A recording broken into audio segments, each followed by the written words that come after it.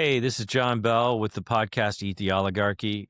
Today, we're going to do a slightly deeper dive on a previous episode I recorded about the crisis of Democratic leadership. I've been continuing my research on our so-called Democratic leadership, and the more I dig into it, the uglier it looks. I'm pretty fired up today, pretty damn irritated, I have to be honest. It's one thing to know the system is rigged. It's entirely another to see the actual receipts, to see the names of the people rigging it written right here on a campaign donation form. We're going to get into those names today. We're going to use opensecrets.org to follow the money, because when you follow the money, you start to understand why these leaders are cowards on the issues that matter.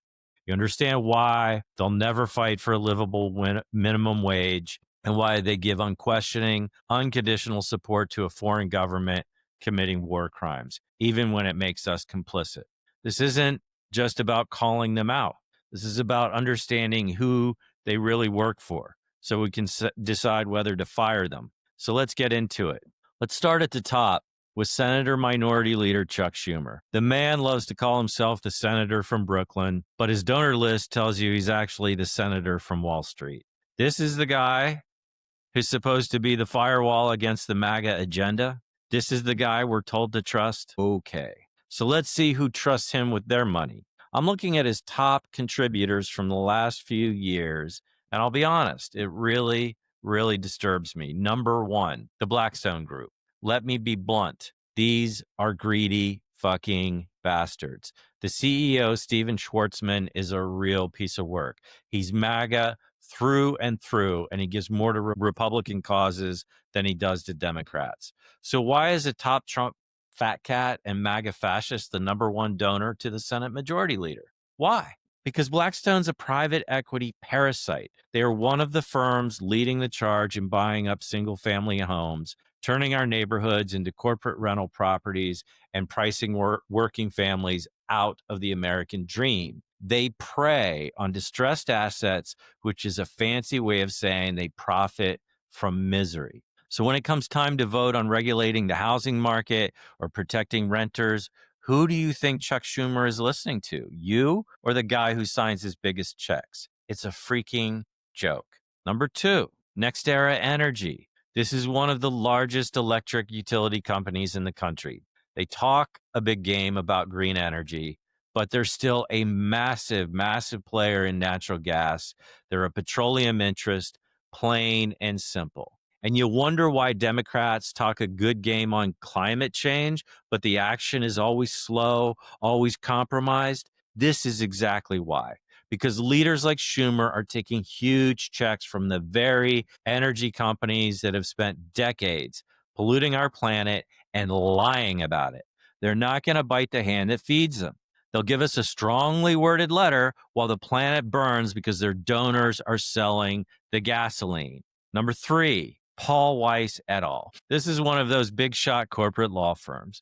They represent the biggest, most predatory corporations on the planet. These are the guys who write the contracts that screw over workers. They're the ones who defend polluters in court. Even worse, Paul Weiss is one of the law firms that capitulated to Trump. They have no shame. Their only ideology is money. When you see a law firm this high on the list, you've got to understand they're not donating because they believe in democracy. They're buying access. They're paying to make sure that the laws are written with loopholes big enough for their corporate clients to drive a truck through. Number four, L3 Harris Technologies, a defense contractor, a purveyor of war goods. These are the people who profit from conflict. They get rich selling the bombs that we've seen get dropped on hospitals, journalists, babies, and mothers. Their business model depends on global instability, and they are a top donor to the Senate Minority Leader. So when we ask why our foreign policy seems to always lead to more war, more conflict, more suffering, follow the money. Always follow the money. It leads right back to the people who build the machinery of death and the politician who authorized its use. It's a shame. It's beyond shameful. Well, let's move over to the House, to the man they tell us is the future of the Democratic Party. That's not true, by the way. Minority Leader Hakeem Jeffries. If you think it gets better, you're in for a major disappointment. His list is just as bad, if not worse. Let's look at his top industries. Number 1, securities and investments. Number 2, lawyers and law firms. But let's talk about number 3, pro-Israel. This isn't some generic category. This is, for all intents and purposes, AIPAC, the American Israel Public Affairs Committee, and its network of dark money PACs. And they are all over these people. They are a top donor to Jeffries, and they've poured money into Schumer's coffers for years. And now we get to the heart of the matter. Now we understand the cowardice. Why have Schumer's and Jeffries refused to call what's happening in Gaza a genocide? Why have they refused to demand an end to unconditional support for Netanyahu's ultra right-wing government? Why do they look the other way as that government is charged with war crimes and uses systematic starvation against the Palestinian people? Why? The answer is right here on the damn donor list. They've been bought. They've been paid to stay silent, to be complicit. Let's be absolutely clear, because they love to try and twist this. The attack by Hamas on October 7th was a horrific atrocity. It was unconscionable. Taking out Hamas was a goal virtually everyone agreed on.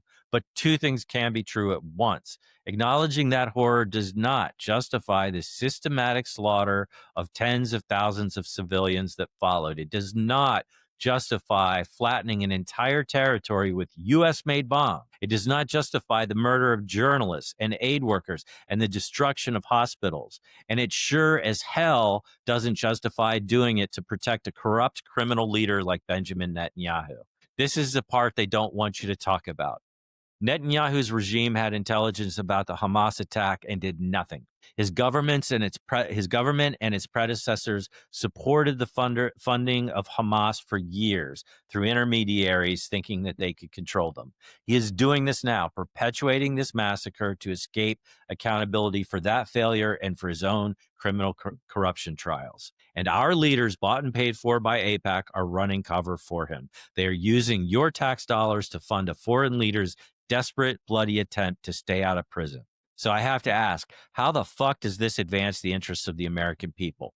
How does making us complicit in war crimes and genocide make us safer? It doesn't. It makes us a pariah. It bankrupts us morally and financially. And if you want to see this toxic mix of corporate and special interest money play out in real time, you don't have to look any further than the race for mayor of New York City.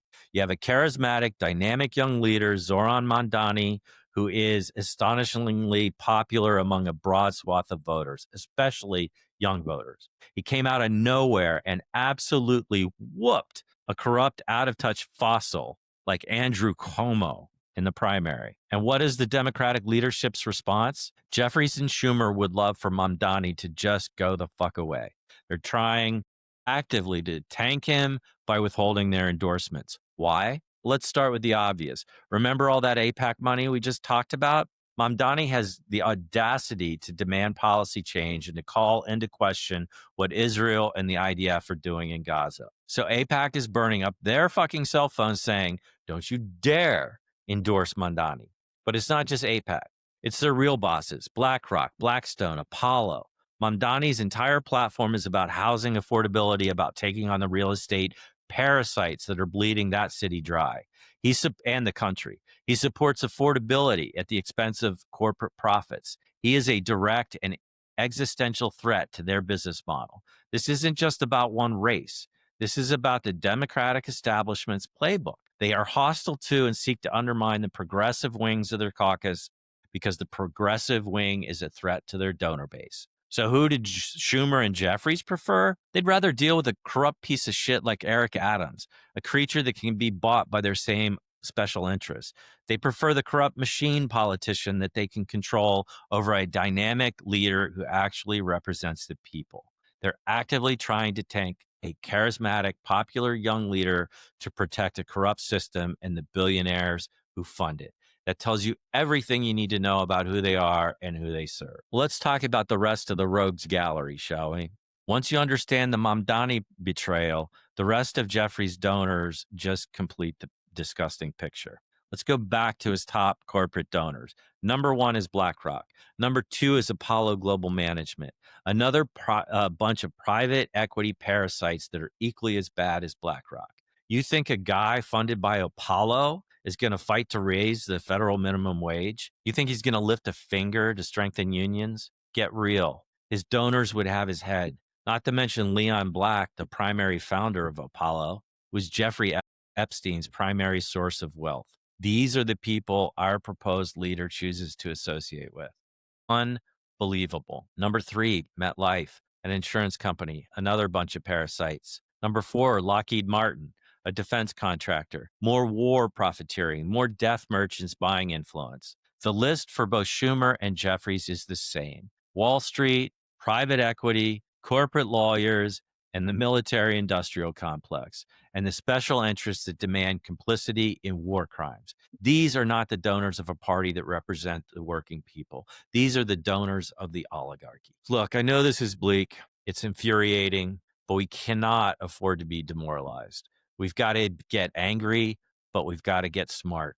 This is my call to action for you. Don't take my word for it. Go to opensecrets.org. Type in the name of your representative. Type in the names of your senators. See for yourself who owns them. And remember, what you see there is just the tip of the iceberg because dark money is everywhere. And these folks, trust me, they're leveraging it just as much as MAGA are. Look, we've got to demand better leaders. The system is rigged against all of us, and the people we trusted to fight for us are taking payoffs from the people rigging it. They're not going to save us. They just aren't. We've got to do it ourselves. So what do? We go support primary challenges to these incumbents. We get loud, go to their offices, yell at them on the phone, send them a nasty letter, do all of the above. They need to hear from you. They need to be reminded that they work for us, not for BlackRock, not for Apollo, and not for a foreign government committing atrocities and genocide.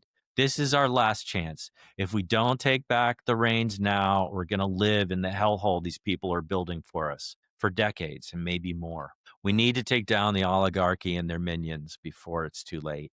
So get involved, take action, because it can't just be me. It's got to be all of us. If this resonates with you, please, please, please hit subscribe and support us, because we don't and will never take money from the enemies of democracy and the people, not from the oligarchy, not ever. I'm John Bell. Stay safe, but stay active, and we'll talk soon. I love you guys.